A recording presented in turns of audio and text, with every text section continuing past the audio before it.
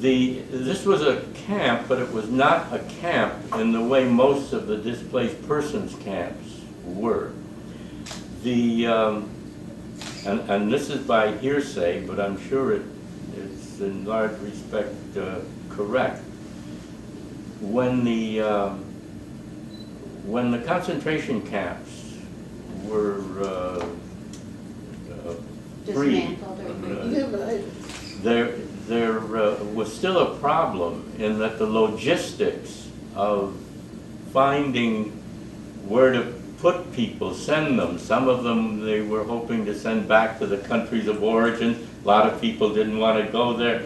So what happened was that they continued living in those concentration camps for a while, those who had been there. Not, of course, no longer under threat of life and getting proper treatment and proper food and all that, but nevertheless the environment was not one you would want people to remain in.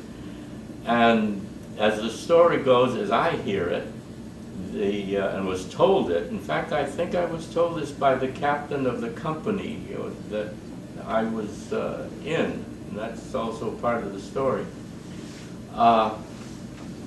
UNRWA, the United Nations Relief Organization, and the U.S. Army came under a great deal of criticism in this country at the time because of those circumstances. So what does an army do? And what you can't solve the whole problem. If they could have solved the whole problem logistically immediately, they probably would have done it.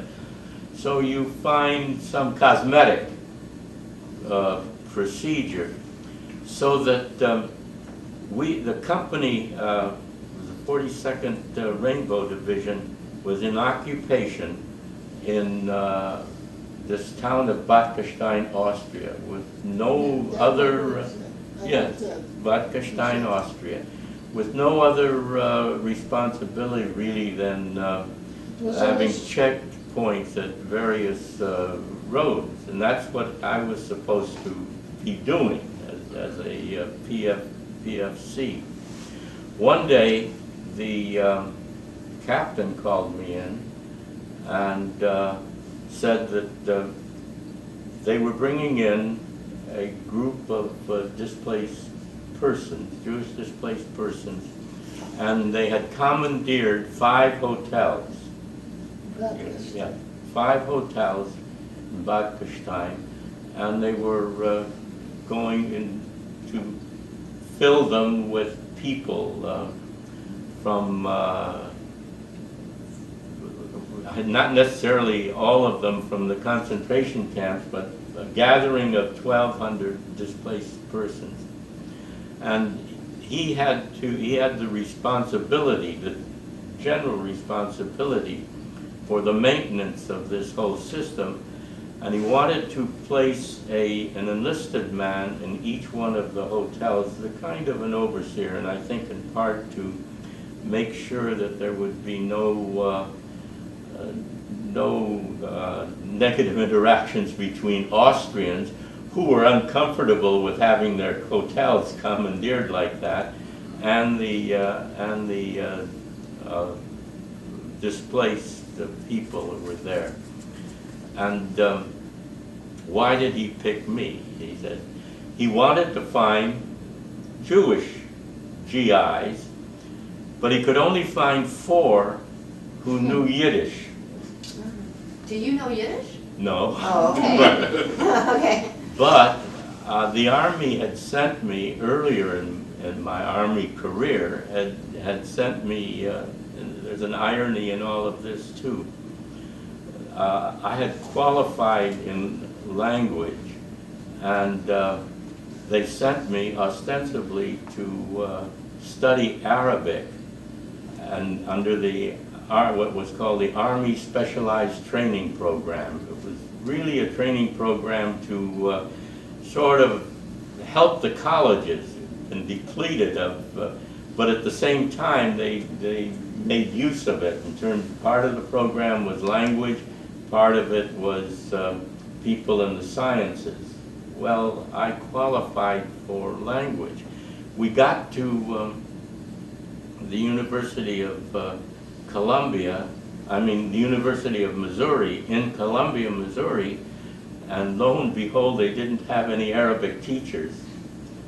So, which is not an uncommon kind of thing to happen with the Army. Anyway. Yeah, but, where was the Arab population anyway? No, but Arab instructors. Yeah, but still.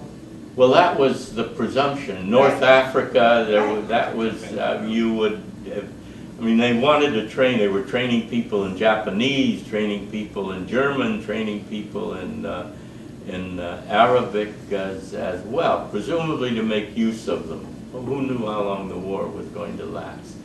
In any case, they didn't have any Arabic teachers there, so we were given a choice. We could take German or we could take Italian.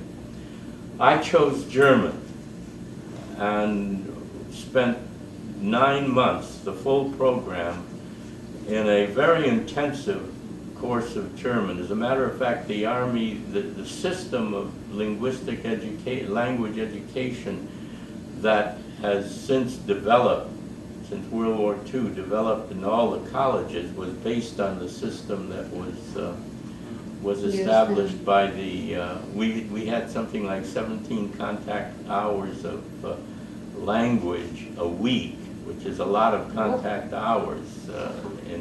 I was informed that by the end of the program, we had the equivalent of 5 years of college German. But I did speak German pretty well. I wouldn't say I was a native speaker, but I spoke it very well. Well, it was that contact, Yiddish, the foundation of, and so there wasn't I didn't have a lot of problem being able to converse with the people. So he chose me as the one non-Jewish person because I knew the German. That was the only reason I happened to be chosen to be have this job, which I immediately took. It took me off of any other responsibility. And then the job was really an 8 to 5 job. You go over there and you just hang around, and in the evening you go back. But I used to go back, rather than I'd go back and have my evening meal, but then I would go back to the hotel because I began to make friends with people. And the other part of it, slowly but surely, one of the fascinating things about it all, the people themselves in each hotel had responsibility for maintaining the hotels, the cleaning, the cooking, the serving. All of these jobs had to be done by the people themselves.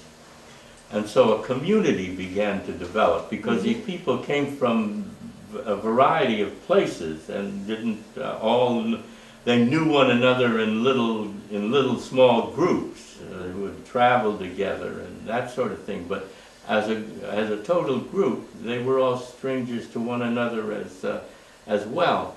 And a community began to shape up. As a matter of fact, so much so, and perhaps you will remember this, there was one gentleman who was a Polish Jew who had been a director in Poland, apparently a very known director in Poland, and he established a community theater. Again, as an expression that